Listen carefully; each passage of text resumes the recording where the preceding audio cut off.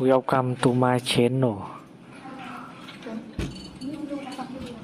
Try to hear the latest story. The acquisition offer landed on my desk at 7:30 a.m. on a rainy Thursday morning. $19 million for the tech company I built from nothing. My hands trembled as I read the number twice, then 3 times.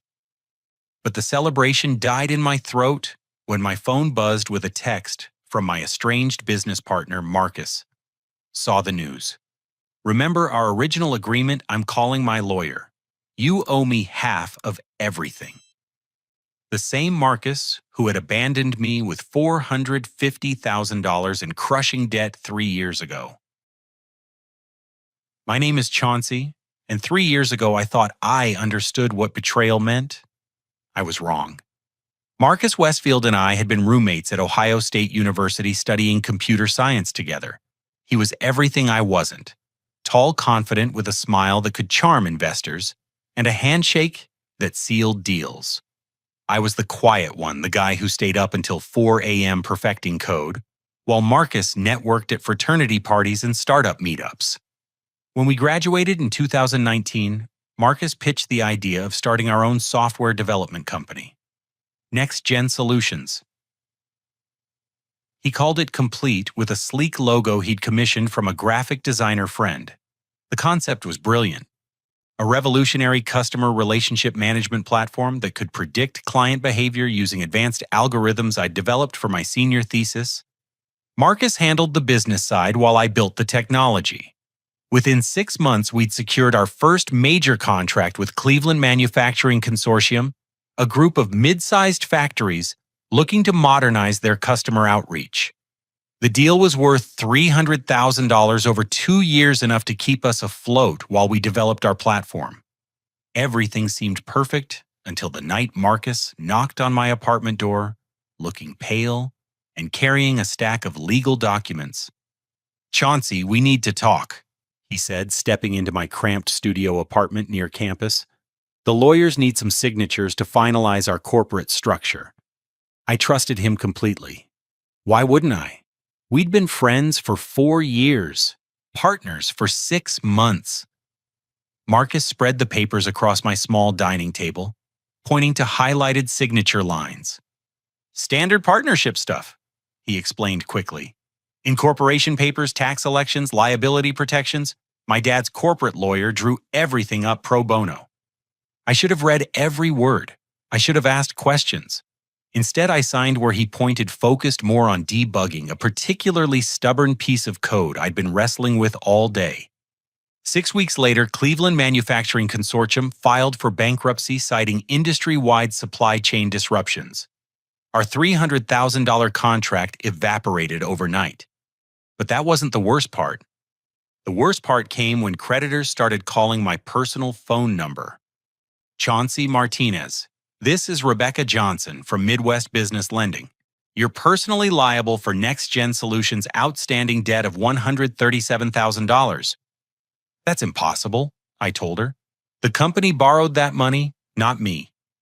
According to the personal guarantee you signed, you accepted full responsibility for all corporate debts." My blood turned to ice. What personal guarantee? That evening, I drove to Marcus's apartment complex, but the leasing office informed me he'd moved out 2 days earlier, leaving no forwarding address. His phone went straight to voicemail. His social media accounts disappeared. Over the next 3 weeks, more creditors emerged: equipment financing companies, software license providers, office rental agreements, legal fees from incorporation. Every single debt had my signature on a personal guarantee documents I remembered signing, but hadn't understood. The total came to $453,847. My credit score plummeted from 720 to 435 in 30 days. My landlord served eviction papers when my bank account was frozen. Student loan companies demanded immediate payment. Credit card companies canceled my accounts. I hired a bankruptcy attorney named David Chen with the last $2,000 in my savings account. After reviewing the documents, he delivered the crushing news. Marcus structured everything perfectly, David explained in his downtown Columbus office. He used a legal entity called a Series Limited Liability Company that protected his personal assets while exposing yours. Every signature you made created personal liability while shielding him completely. Bankruptcy might help, but these debts will follow you for years. I called Marcus's parents' house in suburban Toledo. His mother, Patricia, answered the phone. "Oh, Chauncey, how lovely to hear from you. Marcus is doing wonderfully in Seattle. He landed a position with Amazon's Emerging Technologies division. Such an exciting opportunity." "Mrs. Westfield, did Marcus tell you about our company? About what happened?" "He mentioned the partnership didn't work out. These things happen, dear. I'm sure you'll bounce back." She had no idea her son had destroyed my life. That night, sitting in my empty apartment with eviction papers scattered across the floor, I realized Marcus hadn't just abandoned our partnership. He deliberately engineered my financial ruin, using our friendship as a weapon against me. The rain outside my window matched the tears on my face as I called my mother. "Mom, I need to come home." Moving back into my childhood bedroom at 23 felt like admitting defeat, but my mother, Sarah Martinez, embraced me without judgment. Her small two-bedroom house in Cleveland's Tremont neighborhood hadn't changed since my high school graduation. Same floral wallpaper, same creaky hardwood floors, same photographs of my late father on the mantelpiece. "Mijo, sometimes we need to step backward to move forward," she told me on my first morning home, serving scrambled eggs and coffee in the kitchen where she'd packed my school lunches for 12 years. Mom had taught 4th grade at Lincoln Elementary for 28 years before retiring. Dad had passed away from a heart attack when I was 16, leaving her with a modest teacher's pension and a mortgage she'd been steadily paying down. Now at 55, she welcomed her financially ruined son home without hesitation. "I'm going to pay you back every penny," I promised her.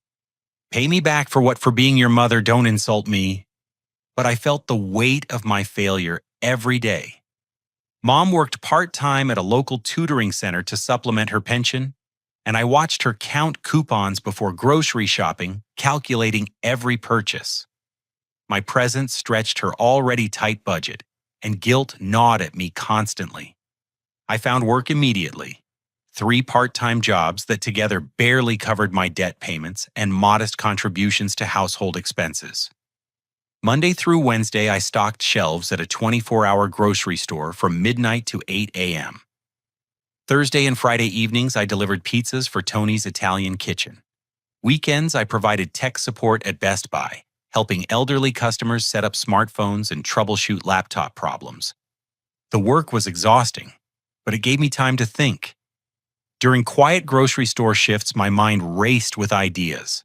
Software problems I wanted to solve, algorithms I could improve, business models that might actually work. More importantly, I began to understand exactly how Marcus had betrayed me. Late one night while restocking cereal boxes, I realized his entire plan had been premeditated. The legal structure he'd created wasn't standard partnership documentation. It was a sophisticated scheme designed to transfer all risk to me, while preserving his ability to walk away clean. His father's corporate lawyer hadn't been doing us a favor. They'd been setting a trap. Marcus had never intended to build a lasting business. He'd planned to extract what value he could, then disappear when things got difficult, leaving me holding all responsibility. This realization sparked something dangerous inside me: determination. If Marcus could manipulate legal structures and business relationships to destroy me, I could learn to do the same thing, but ethically. I could build something better than next-gen solutions ever would have been. 6 months after moving home, I began developing new software in Mom's basement during my spare time. Not customer relationship management this time, something completely different. Something that would revolutionize how businesses understood their customers' behavior patterns. I called it Data Vault. The core innovation came to me during a particularly boring midnight shift at the grocery store. I was watching the automated inventory system track product movements, thinking about how inefficient the process was. Computers could count items, but they couldn't predict which products customers would want tomorrow based on weather, social media trends, economic indicators, or seasonal patterns. What if they could? I spent 18 months building artificial intelligence algorithms that could analyze dozens of data streams simultaneously: weather forecasts, social media sentiment, economic reports, demographic trends, competitor pricing, and predict customer behavior with unprecedented accuracy. Not just what customers bought, but when they'd buy it, how much they'd spend, and what would make them switch to competitors. The breakthrough came on a December night when Cleveland got hit with an unexpected snowstorm. I was debugging code in the basement while Mom slept upstairs when I realized my algorithms had correctly predicted the storm's impact on grocery purchasing patterns 3 days before meteorologists confirmed the weather change. My software had analyzed social media posts about winter preparation heating, fuel price fluctuations, and historical data about Cleveland snowfall patterns. It had identified the storm before traditional forecasting and accurately predicted which products would see increased demand. I tested the system obsessively, feeding it historical data and comparing predictions against known outcomes. Month after month, Data Vault's accuracy rates improved. By 18 months, it was predicting customer behavior correctly 87% of the time, far better than anything available commercially. But I had a problem. Some of Data Vault's foundational algorithms were based on work I'd originally developed for next-gen solutions. I'd assumed that intellectual property belonged to me since Marcus had abandoned the company, leaving it legally defunct. The code had been sitting unused on my personal laptop, so I incorporated those algorithms into Data Vault's architecture. It felt like reclaiming something that had been stolen from me. Working 4 hours of sleep per night, I refined Data Vault into a commercial product. I built user interfaces, created demonstration presentations, and developed pricing models. Most importantly, I learned everything Marcus had failed to teach me about running a business properly. I incorporated Data Vault Analytics as a Delaware corporation with proper legal protections and clear ownership structures. I opened business bank accounts, obtained insurance coverage, and filed all required regulatory paperwork. Never again would I sign documents I didn't understand or trust someone else to handle critical business decisions. 20 months after moving back home, I was ready to find my first client. The breakthrough came through Mom's connections. Her former principal, Carol Williams, had become superintendent of Cleveland Public Schools and was struggling with budget allocation decisions. Which schools needed additional resources? How could they predict enrollment changes? Where should they focus improvement efforts? I offered to analyze their historical data for free, demonstrating Data Vault's capabilities. Within 2 weeks, my software identified patterns that surprised district administrators. Data Vault predicted which schools would see enrollment increases, which neighborhoods would generate higher special education needs, and how transportation costs would change based on demographic shifts. Carol was impressed enough to recommend me to her brother-in-law, who managed operations for a regional grocery chain. That led to my first paid contract, $25,000 to analyze customer shopping patterns across 12 stores. Data Vault's predictions were so accurate that the grocery chain extended the contract and referred me to 3 other companies. Word spread through Cleveland's business community about the young programmer who could predict customer behavior with almost supernatural accuracy. By the end of my second year home, I'd earned enough to move into my own apartment, hire 2 part-time developers, and pay Mom back every penny I'd cost her. More importantly, I'd proven to myself that I could build something valuable without relying on charismatic partners or shortcuts. But I was about to learn that my past with Marcus wasn't as buried as I'd believed. Moving Data Vault Analytics from my mother's basement to a professional office space in downtown Chicago felt surreal. The 25th floor corner suite overlooked Lake Michigan, with floor-to-ceiling windows that made me dizzy with vertigo and pride in equal measure. 2.5 years had passed since those dark nights of stocking shelves and debugging code. Now I employed 14 brilliant people, including software architects from Google and Microsoft, who joined Data Vault because they believed in our mission of democratizing predictive analytics. My lead developer, Jessica Park, had left a six-figure position at Facebook to build our machine learning infrastructure. Marketing director Brian Walsh came from a successful Chicago startup that Salesforce had acquired. Operations manager Lauren Davis brought 15 years of experience scaling technology companies from concept to IPO. Data Vault's client roster read like a Fortune 500 directory. Walmart used our software to optimize inventory distribution across 4,000 stores. Boeing relied on our algorithms to predict maintenance needs for their aircraft fleet. Target Corporation had seen a 12% increase in customer satisfaction after implementing our recommendation engine. The transformation felt miraculous, but it had required every ounce of determination I possessed.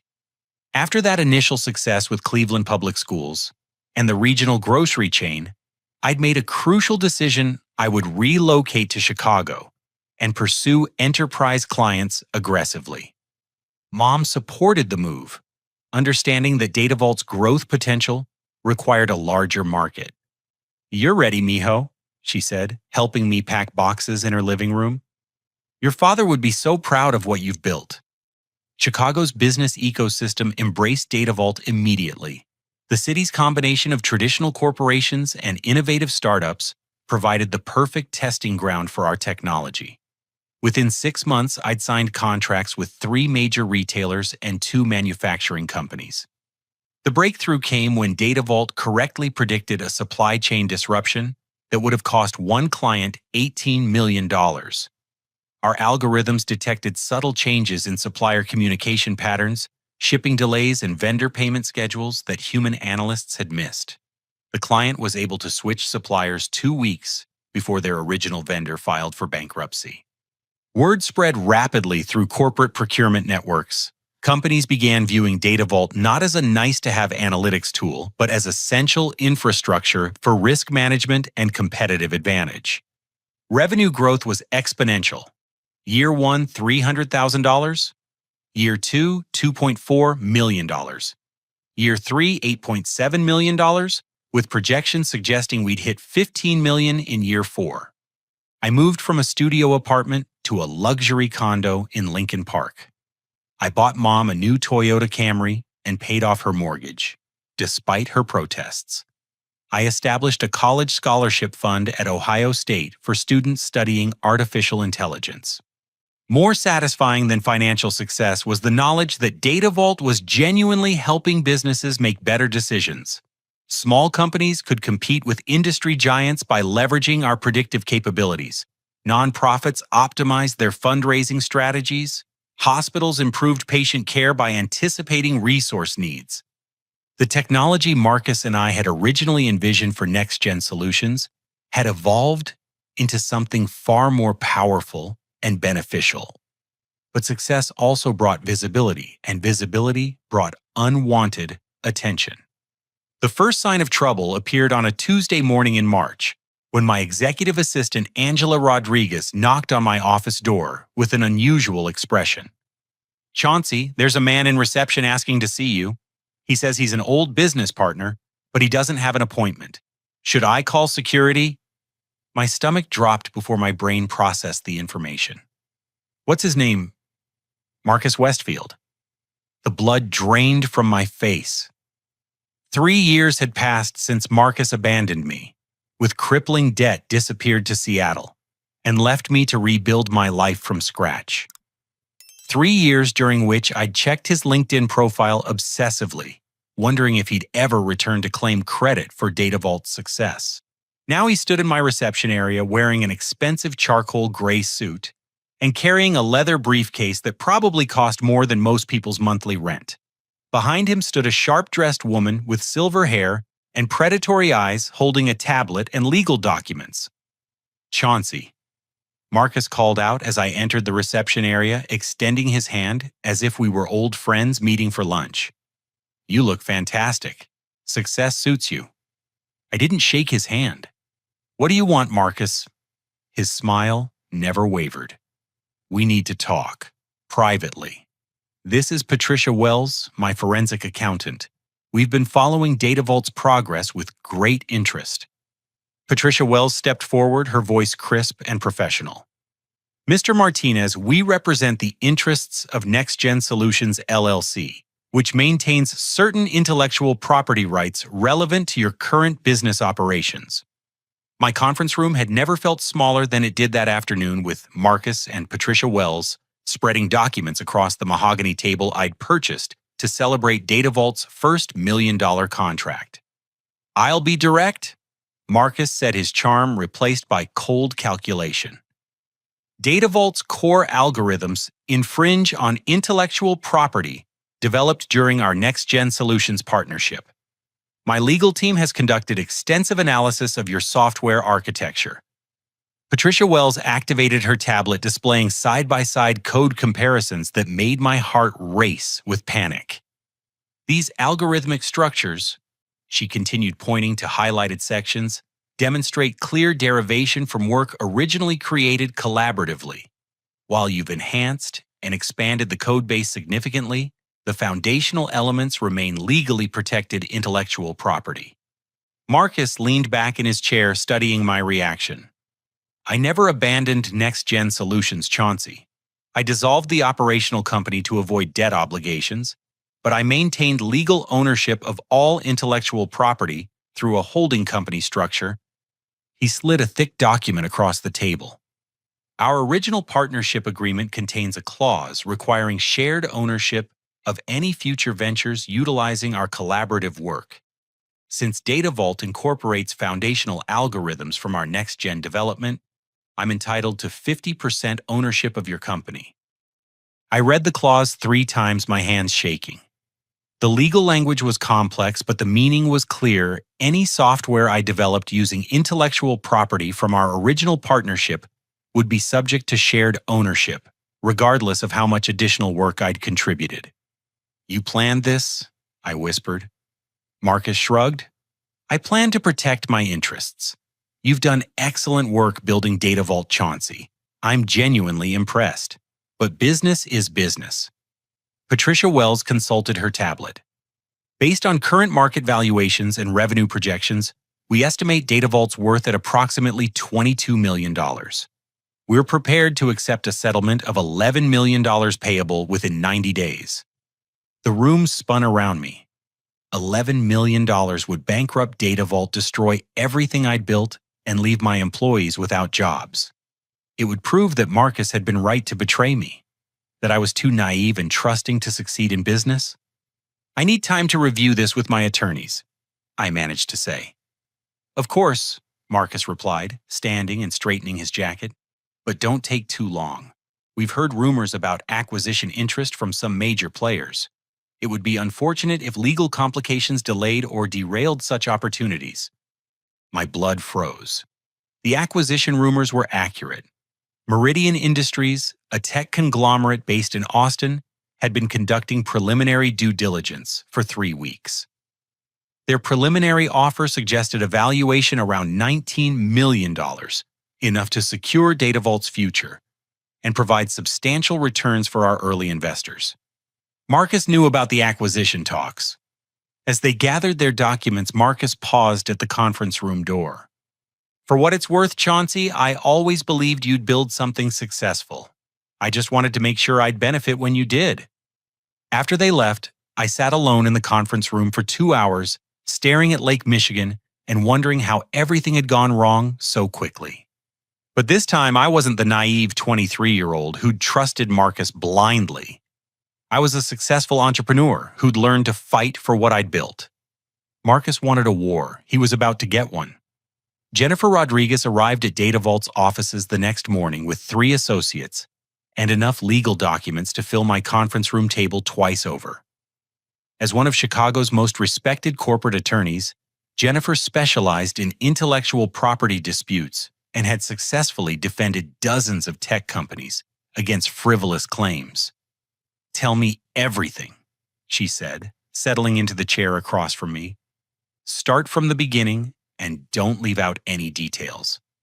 For 3 hours, I walked Jennifer through the entire Marcus saga: our college partnership, the deliberate debt transfer, his disappearance, and my years of rebuilding. She took notes on a yellow legal pad, occasionally asking pointed questions about specific contracts and timeline details. Marcus is sophisticated, she concluded. This wasn't opportunistic greed. It was a long-term strategy. He deliberately structured your original partnership to create future leverage, then waited until you'd built something valuable to cash in. Jennifer's analysis of the Next Gen Solutions partnership agreement was sobering. Marcus's father's corporate lawyer had indeed crafted a brilliant trap. The intellectual property clause was enforceable, and DataVault's algorithms did trace back to work I'd originally developed during our partnership. However, Jennifer continued, there are several potential defenses. First, the partnership agreement may be void due to Marcus's fraudulent conduct. Second, his abandonment of the intellectual property for 3 years could constitute a form of legal abandonment. Third, the vast majority of DataVault's value comes from your independent work after the partnership ended. She recommended bringing in a forensic accountant to analyze DataVault's code architecture and value creation timeline. We need to prove that while some foundational elements came from NextGen, the real innovation and commercial success resulted from your independent efforts. If we can demonstrate that 90% of DataVault's value stems from post-partnership work, we can limit Marcus's claims significantly. I hired Tom Bradley, a private investigator Jennifer recommended to research Marcus's activities over the past 3 years. If Marcus had been planning this legal ambush, there might be evidence of coordination or preparation that could undermine his claims. Meanwhile, Patricia Wells escalated the pressure campaign. She sent formal demand letters to DataVault's major clients threatening legal action if they continued using infringing software.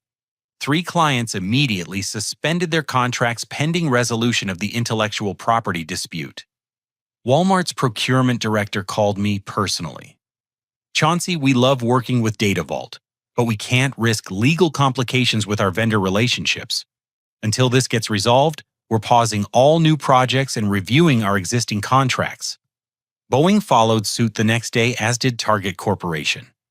Revenue projections collapsed overnight. Cash flow turned negative. I had to delay employee bonuses and freeze hiring plans. Worse, Meridian Industries postponed their acquisition discussions indefinitely. We love DataVault's technology, and Team Sikuwal explained their business development director during a conference call. But we can't proceed while there are unresolved intellectual property claims. Legal cleanup could take months or years. Marcus was systematically destroying everything I'd built, just as he'd done with Next Gen Solutions. But Tom Bradley's investigation began uncovering disturbing information about Marcus's background and activities. Your former partner has been busier than you might expect, Tom reported during our first meeting at his downtown office. He didn't spend 3 years hiding in Seattle. He's been actively involved in multiple business ventures, including several that failed under suspicious circumstances. Tom spread photographs and documents across his desk: corporate filings, bank records, lawsuit papers, and surveillance photos. Marcus joined Amazon for 18 months, then left to start a consulting company called Strategic Partnerships LLC. The company marketed itself as specialists in intellectual property monetization and partnership restructuring. Translation: they help people extract money from old business relationships. My hands clenched involuntarily. Strategic Partnerships worked with 12 clients over 2 years. 8 of those clients were involved in legal disputes with former business partners. 7 of those disputes resulted in profitable settlements. Tom showed me newspaper articles about several cases. Marcus had helped a former restaurant partner claim ownership of a successful food truck business. He'd assisted a programmer in demanding royalties from a mobile app his ex-roommate had developed. In each case, Marcus's company had identified overlooked contractual clauses or intellectual property claims that generated substantial settlements. Marcus turned betraying former partners into a business model, I realized. It gets worse, Tom continued. Strategic Partnerships has been monitoring your company's growth for at least 18 months. They purchased industry reports about DataVault, tracked your hiring announcements, and even had Patricia Wells attend your presentation at last year's Chicago Tech Summit. He showed me credit card records indicating Marcus had flown to Chicago multiple times over the past year, staying at hotels near DataVault's offices. He's been stalking my company and waiting for the perfect moment to strike. The timing of his legal demand wasn't coincidental. He knew about Meridian Industries' acquisition interest before you did. Tom's most shocking discovery came from analyzing Strategic Partnerships' financial records. The company had received payments from shell corporations linked to several of Marcus's target's competitors. Marcus wasn't just extracting settlements from former partners, Tom explained.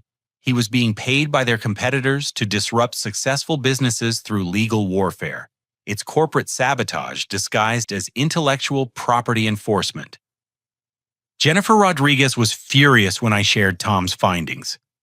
Marcus isn't just committing partnership fraud, he's running a conspiracy to manipulate legal systems for profit. This changes our entire defense strategy. We immediately filed counterclaims alleging fraud, conspiracy, and racketeering. Jennifer demanded full financial disclosure of Strategic Partnerships LLC and all related entities. Marcus's response was swift and vicious. He amended his original lawsuit claiming DataVault owed him not just 50% ownership, but also damages for unauthorized commercial exploitation of his intellectual property dating back to our company's founding. The new demand totaled $16.7 million, enough to bankrupt DataVault completely. He's trying to destroy us before we can expose his scheme, Jennifer warned. Our legal team worked around the clock preparing for the preliminary injunction hearing that would determine DataVault's immediate fate. If Marcus obtained an injunction preventing us from using the allegedly infringing algorithms, our software would be commercially worthless. The night before the hearing, I sat in my condo overlooking Lake Michigan, reviewing 3 years of financial records and legal documents. DataVault employed 17 people who trusted me to protect their livelihoods. We served dozens of clients who depended on our software for critical business decisions. Everything would be destroyed if Marcus succeeded. But Tom Bradley's investigation had revealed something even more disturbing than Marcus's systematic betrayal of former partners. There were financial connections linking Strategic Partnerships to several major corporations, including 2 companies that competed directly with DataVault's clients. Marcus hadn't just been planning to steal half my company, he'd been hired to destroy it entirely. The preliminary hearing would determine not just DataVault's survival, but whether justice could prevail against a sophisticated conspiracy designed to manipulate legal systems for corporate sabotage. I called Mom that night, needing to hear her voice before the battle began. "Mijo, you fought harder battles than this," she reminded me. "Remember when you came home with nothing and built something beautiful? You'll do it again if you have to." But this time I didn't intend to rebuild from nothing. This time I intended to win. The Cook County Courthouse felt like a battleground as I arrived with Jennifer Rodriguez and her legal team for the preliminary injunction hearing. Marcus sat at the opposing counsel table with 3 attorneys from a prestigious downtown firm looking confident and relaxed. Patricia Wells occupied the gallery behind them tablet, ready to provide technical testimony about DataVault's alleged intellectual property infringements. Judge Margaret Chen presided over the hearing, with the efficiency of someone who'd seen countless technology disputes. After reviewing both sides' preliminary arguments, she ordered a 30-day discovery period before making her injunction decision. Both parties will have full access to relevant corporate documents, source code, and financial records, Judge Chen announced. "I want complete transparency about the intellectual property claims and the business relationships at issue." Marcus's confident smile wavered slightly. Jennifer had warned him that our counterclaims would trigger broad discovery requirements, but he'd probably assumed we lacked the resources to conduct thorough investigation. He was wrong. Jennifer immediately hired a team of forensic accountants, computer analysts, and corporate investigators. Tom Bradley expanded his research into Strategic Partnerships LLC and its network of shell companies. Most importantly, we subpoenaed Marcus's personal and business communications over the past 5 years. What we discovered exceeded our worst suspicions. Marcus's email archives revealed a systematic pattern of targeting successful entrepreneurs with complex partnership histories.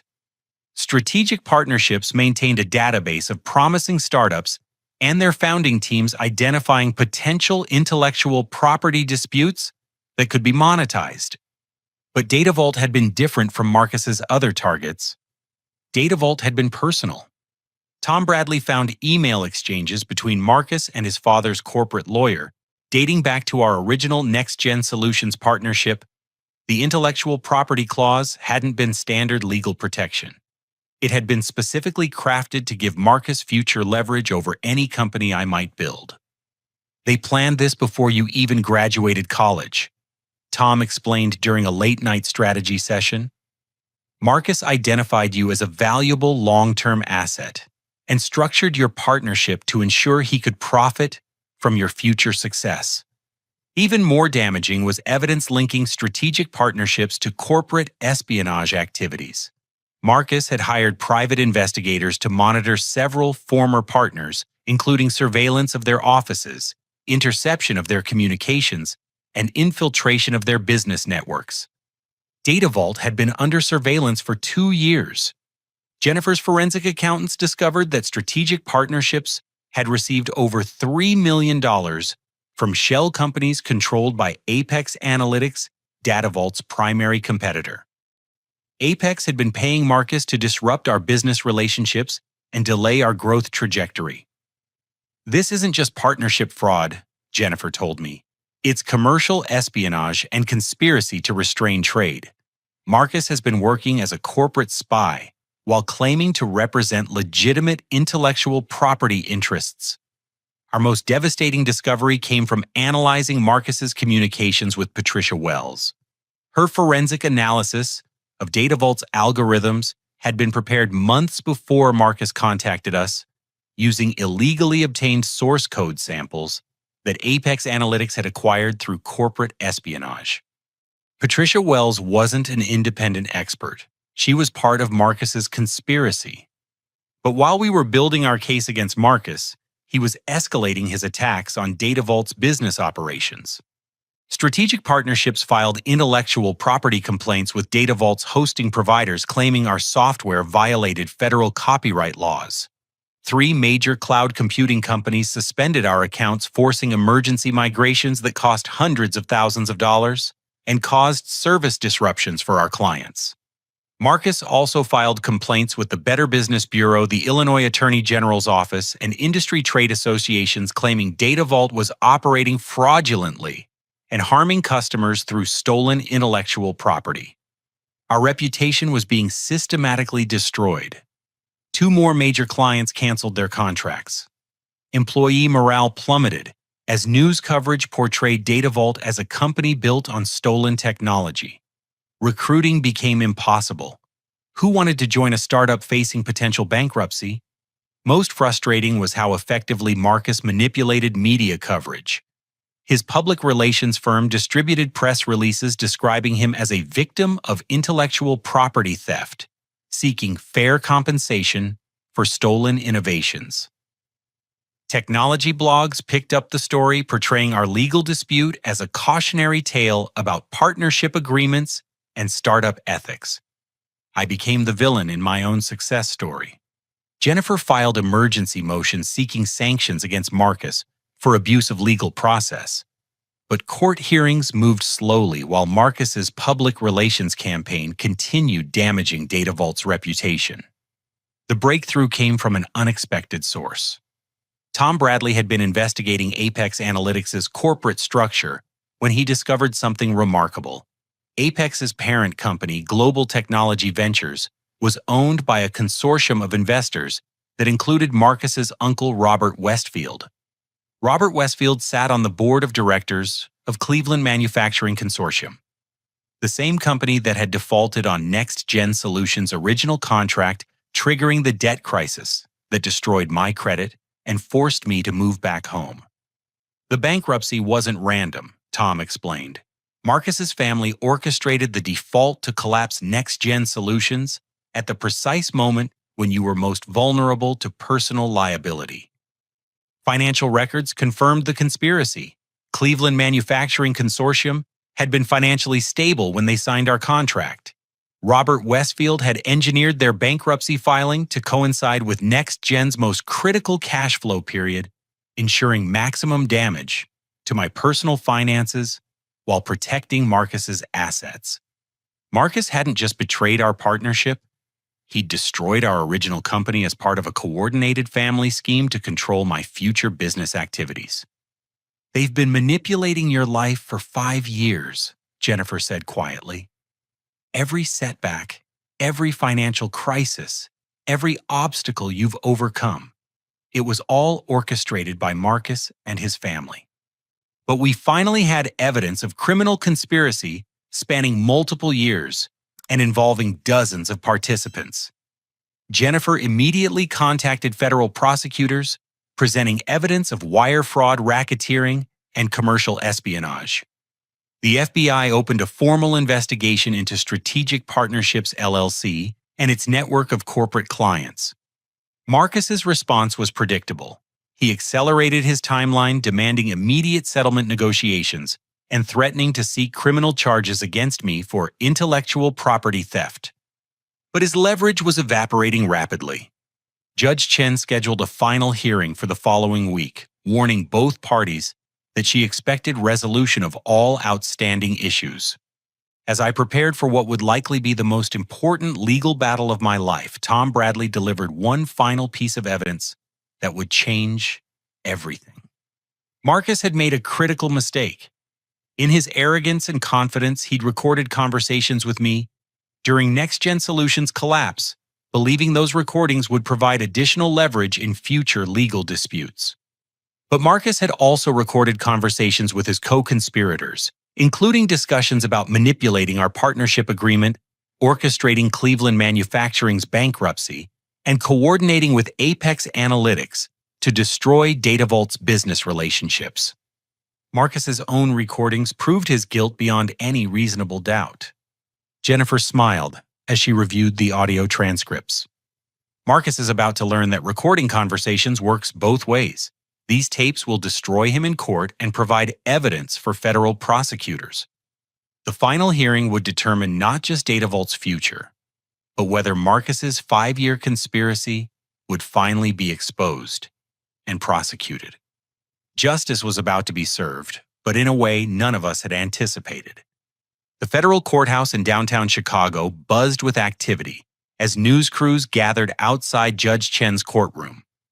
Word had leaked about the FBI investigation into Strategic Partnerships LLC, transforming our intellectual property dispute into a high-profile case about corporate espionage and business fraud. Marcus arrived with his legal team looking notably less confident than during previous hearings. His expensive suit couldn't hide the stress lines around his eyes or the way his hands shook while organizing documents. Patricia Wells was conspicuously absent. She'd retained her own criminal defense attorney after being named in the federal investigation. Jennifer Rodriguez had assembled an impressive presentation for the final hearing. Our legal team included forensic accountants, technology experts, and former FBI investigators who'd helped uncover the conspiracy evidence. Everything we'd discovered about Marcus's activities over the past 5 years would be presented to Judge Chen in a comprehensive timeline of fraud and manipulation. But none of us expected what happened when Marcus's own attorney took the microphone. Gerald Hampton was a partner at one of Chicago's most prestigious law firms, with 30 years of experience representing Fortune 500 companies in complex litigation. He'd been defending Marcus since the beginning of our dispute, arguing passionately for his client's intellectual property rights. Now he looked deeply uncomfortable as he addressed Judge Chen. "Your Honor, before presenting our client's position, I must address certain ethical obligations that have come to my attention during case preparation. Jennifer and I exchanged confused glances. Hampton was about to deviate from his prepared remarks. While reviewing discovery materials last night, I discovered audio recordings that my client had not previously disclosed to our legal team.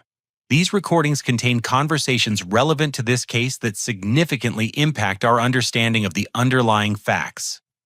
Judge Chen leaned forward, her expression stern. Mr. Hampton, are you saying your client withheld evidence from his own attorneys? Yes, Your Honor. The recordings were stored on encrypted devices that Mr. Westfield claimed contained only personal communications. However, after technical analysis, we found business-related conversations that directly contradict statements my client made during our case preparation. Marcus went pale as Hampton continued. Your Honor, I am ethically obligated to disclose that these recordings contain admissions by my client regarding fraudulent conduct, conspiracy with third parties, and intentional misrepresentation of material facts in this litigation. The courtroom fell silent except for the scratching of court reporters' pens. Marcus leaned toward Hampton, whispering urgently, but his attorney pulled away and continued addressing the court.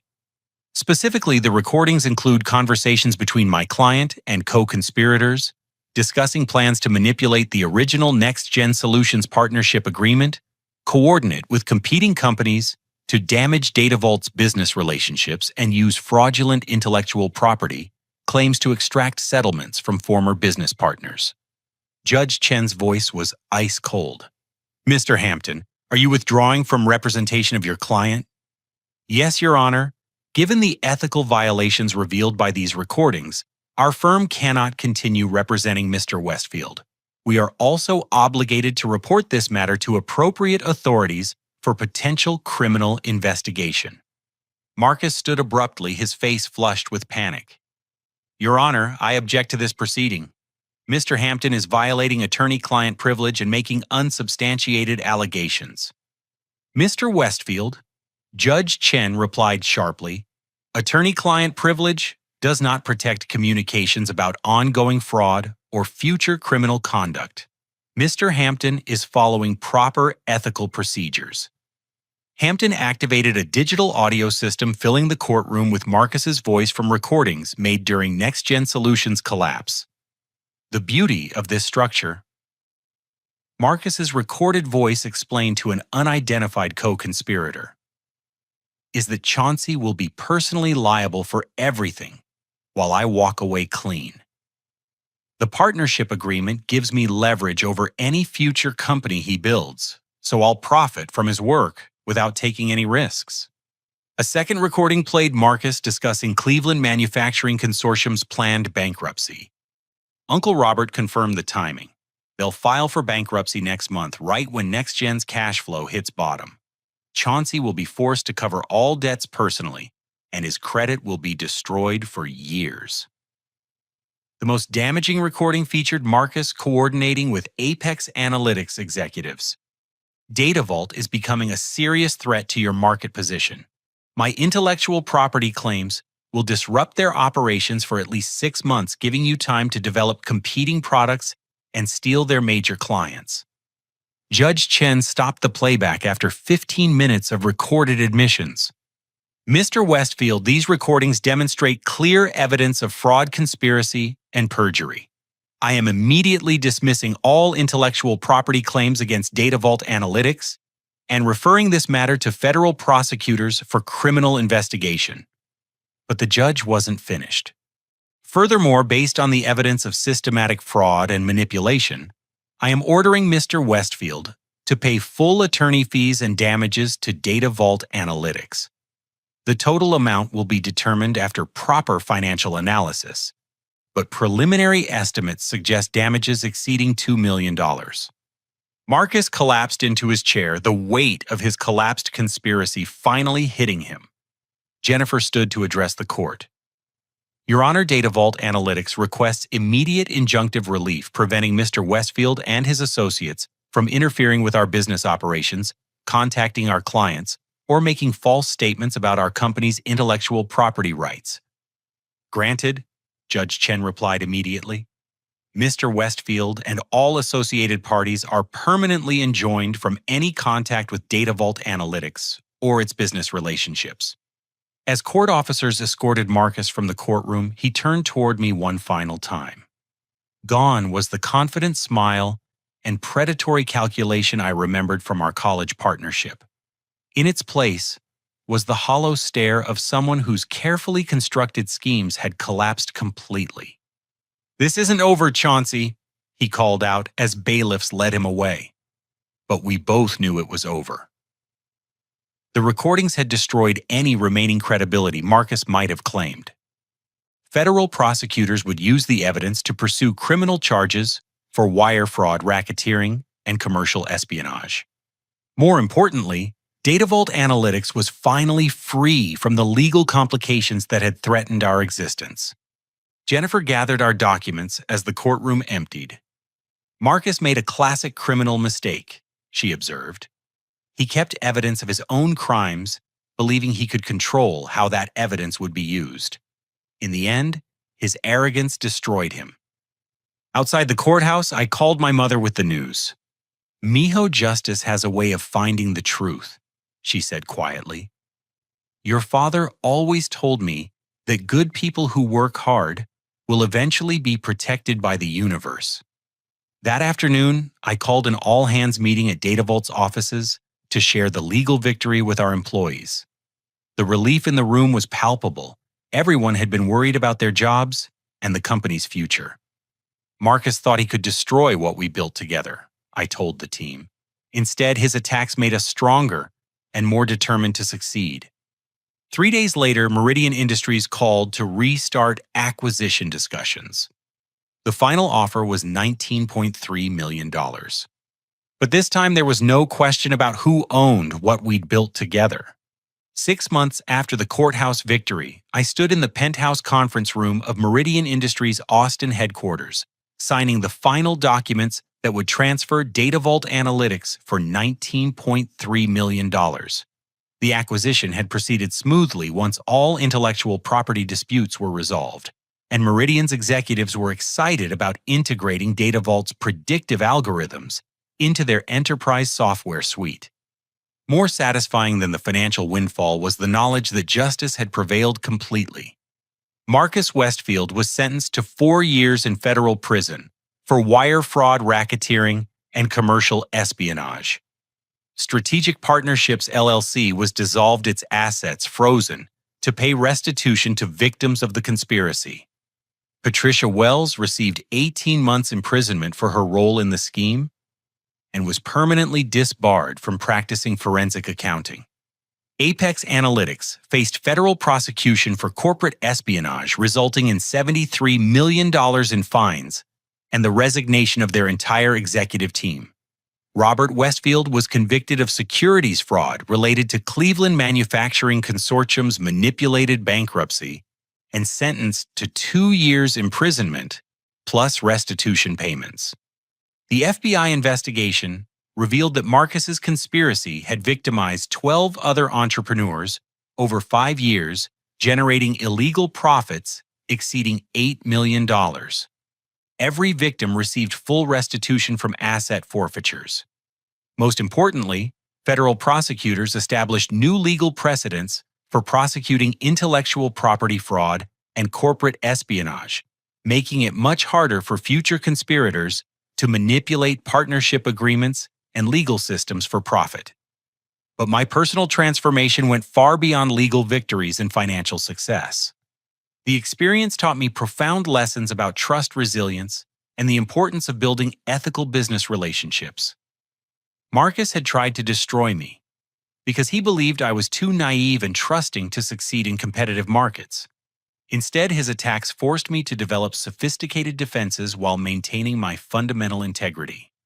I used part of Data Vault's acquisition proceeds to establish the Martinez Foundation for Ethical Entrepreneurship, providing legal assistance and business education for young entrepreneurs who couldn't afford proper protection against predatory partnerships.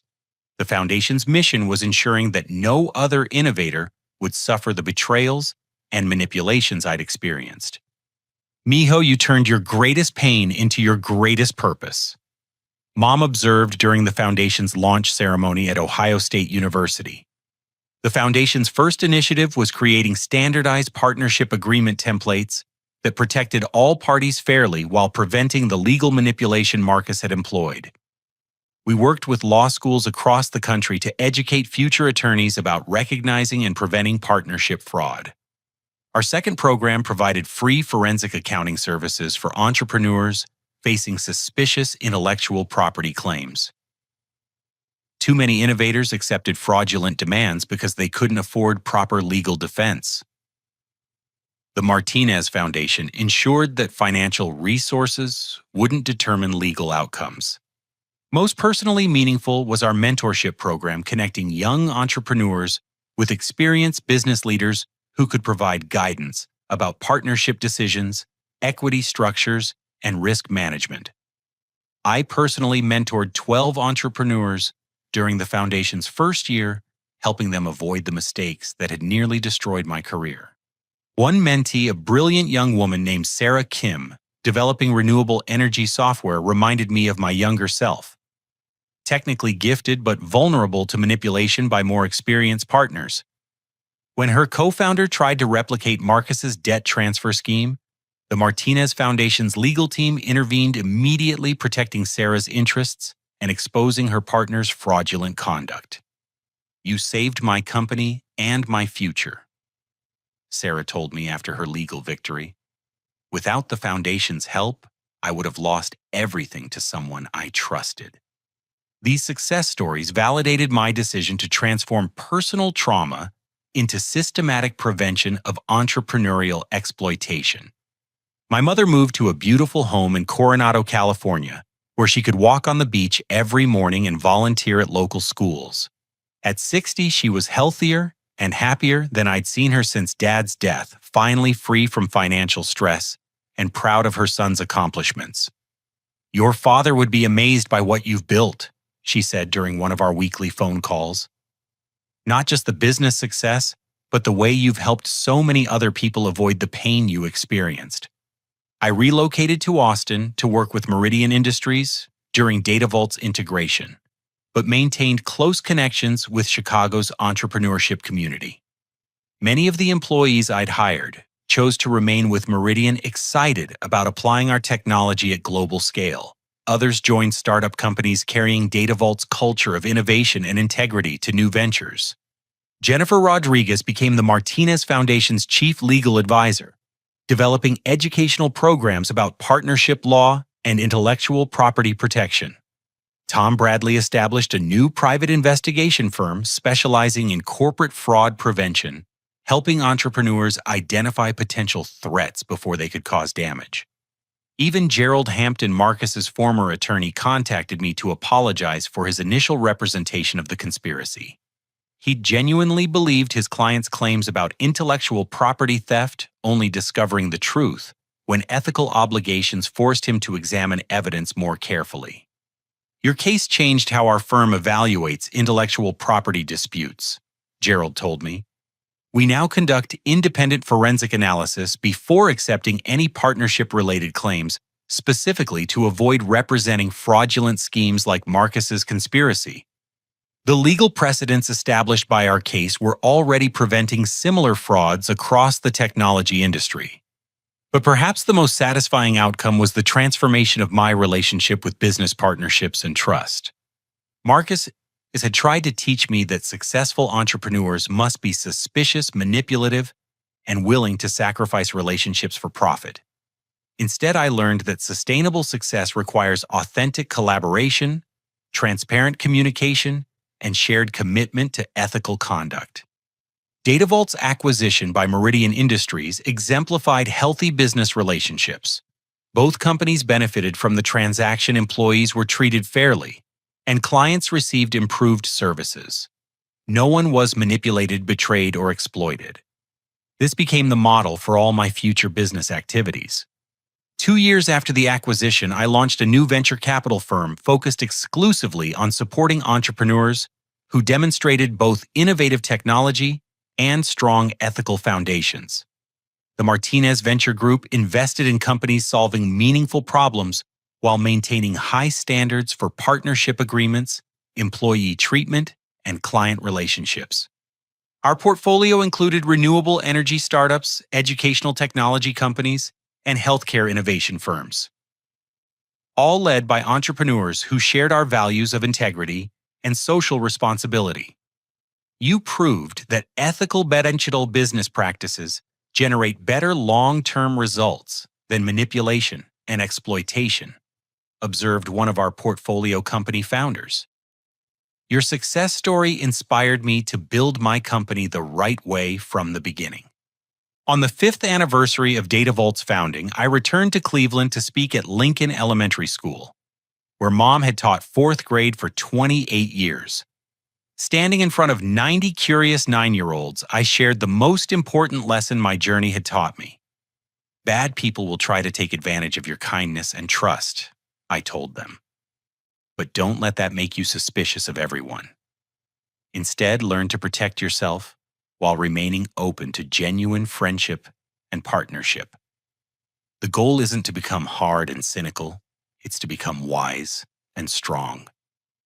After the presentation, several students approached with questions about starting businesses and pursuing technology careers. Their enthusiasm reminded me why the Martinez Foundation's educational programs were so important. Today, as I write this story, Marcus Westfield is serving his federal prison sentence, while I continue building businesses and supporting other entrepreneurs. The $453,000 in debt he saddled me with ultimately led to creating value exceeding $50 million through DataVault's success, the Martinez Foundation's impact, and my venture capital firm's portfolio growth. Marcus thought he was teaching me a lesson about the ruthless nature of business competition. Instead, he taught me that resilience, integrity, and determination will always triumph over manipulation and exploitation. His betrayal forced me to develop skills and wisdom I never would have gained from easy success. The pain he caused motivated me to help dozens of other entrepreneurs avoid similar exploitation. His conspiracy's exposure established legal precedents, protecting future innovators from partnership fraud. In the end, Marcus's attempt to destroy my life created opportunities for far greater success and more meaningful impact than I could have achieved without experiencing that adversity. Sometimes the worst thing that happens to you becomes the catalyst for the best thing you'll ever accomplish. The acquisition offer that started this entire story, $19.3 million for a company I built from nothing, proved that honest work ethical conduct and genuine innovation will always create more lasting value than schemes, manipulation, and exploitation. Marcus learned that lesson the hard way from a federal prison cell. I learned it by building something worth protecting. Have you ever had someone try to take credit for your hard work, or faced a situation where a former partner or friend betrayed your trust? How did you handle it? And what would you do differently if faced with a similar challenge? Today, I'd love to hear your thoughts and experiences in the comments below. If this story resonated with you, please hit the like button to help others find it. Subscribe to hear more stories about overcoming adversity and building success through ethical means.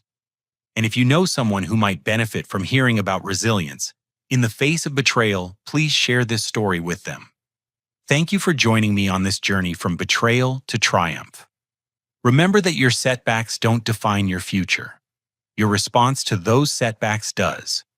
Keep building, keep growing, and never let others' failures of character diminish your own integrity. Until next time, stay strong and keep moving forward.